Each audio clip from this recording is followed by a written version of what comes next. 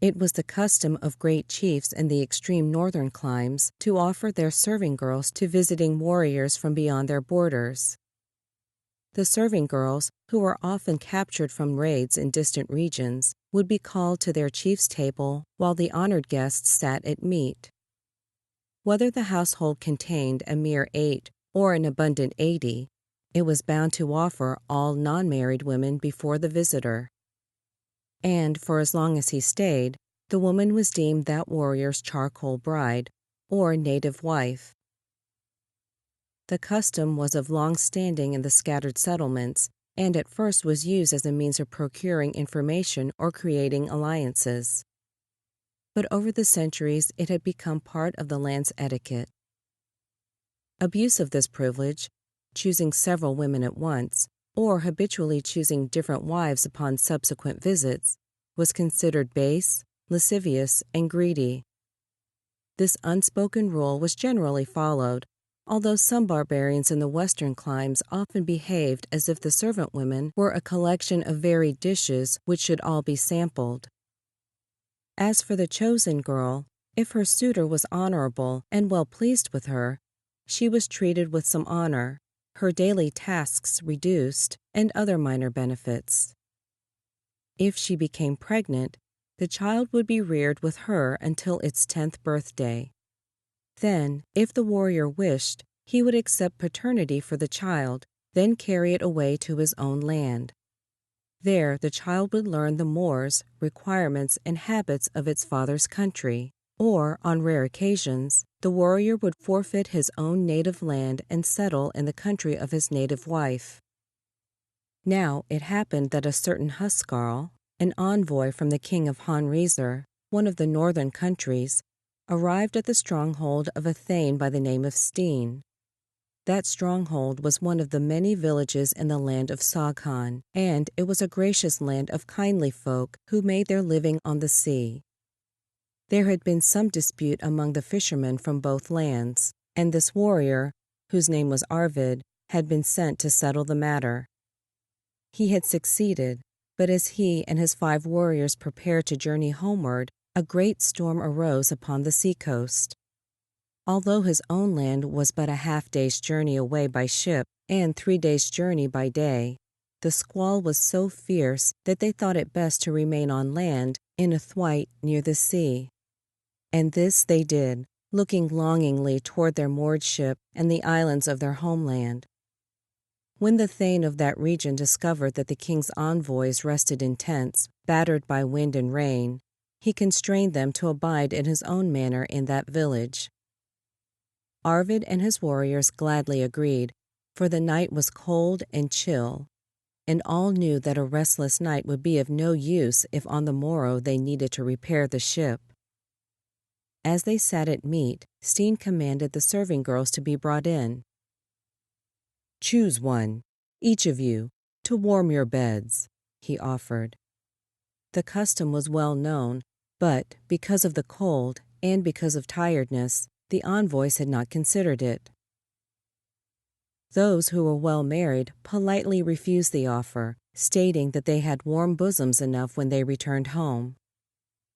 Those badly married also refused, knowing the arguments that would bombard them when they returned home. Thane Steen laughed, understanding well. It now remained for the remaining unmarried 4, which included the Huscarl Arvid, to choose a wife to lie with.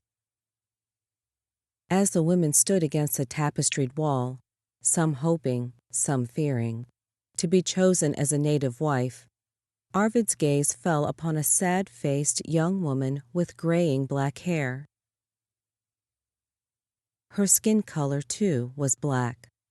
Although there were other maidens, younger and possibly happier than she, Arvid had found himself gazing at her as he ate his meal.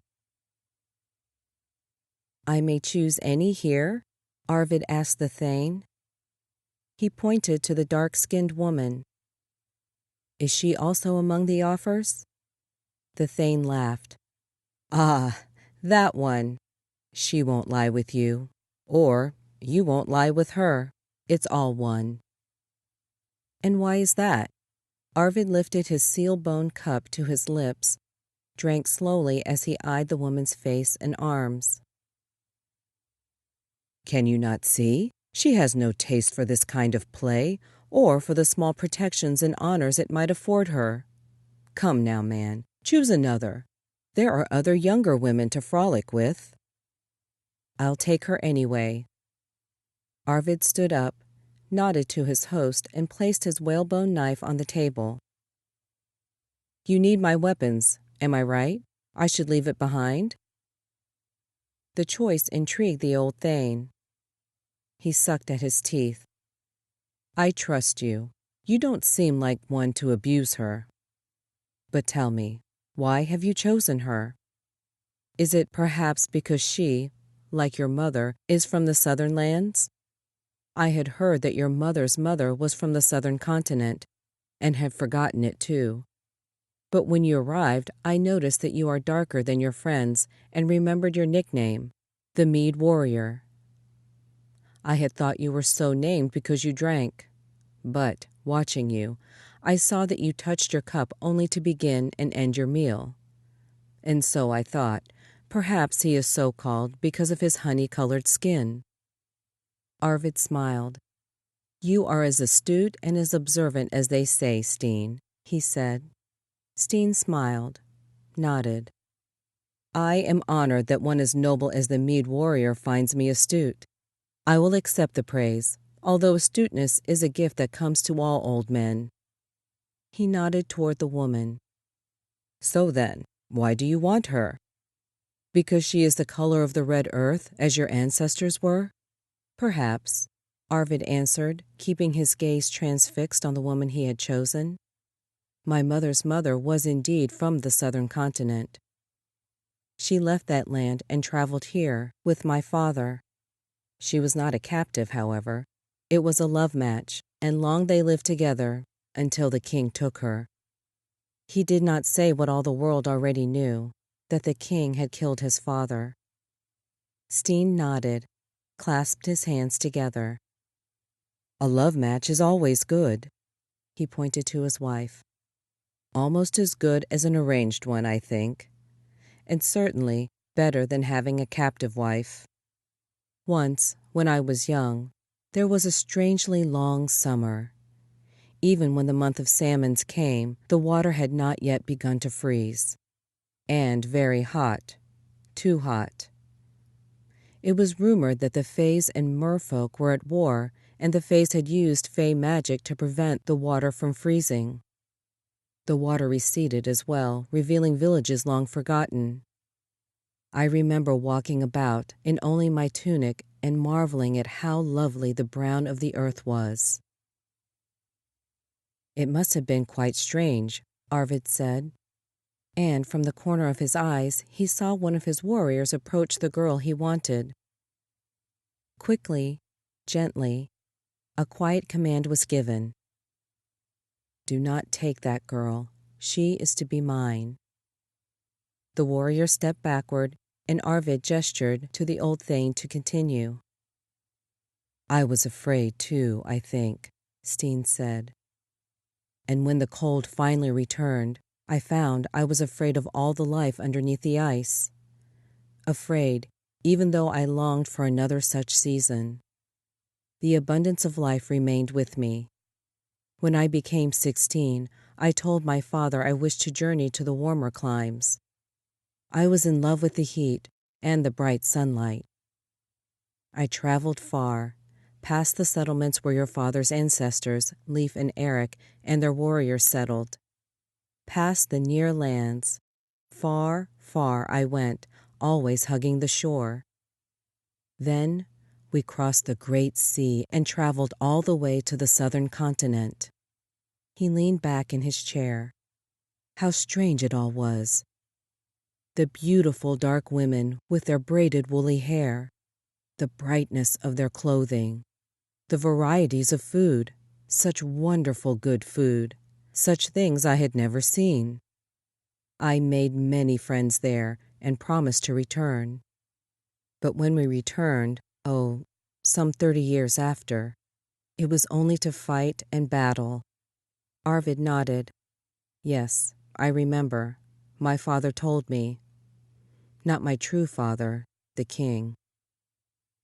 It was a harsh time, Steen said. Everyone became harsh. Every nation seemed to be battling every other. He sighed, a sigh that seemed to rise from his very soul. The dangers of wrong alliances, I suppose. Ah me, alliances are more carefully made nowadays. Anyway, in the battle, this one, the one you want, was stolen. She and several others were stolen. She pleaded to me to return her to her land, but I refused. I have never forgiven myself for that. But she was a war prize. What could be done? He raised his right hand and called out to her. Sella, go with this huskarl. He wishes to lie with you.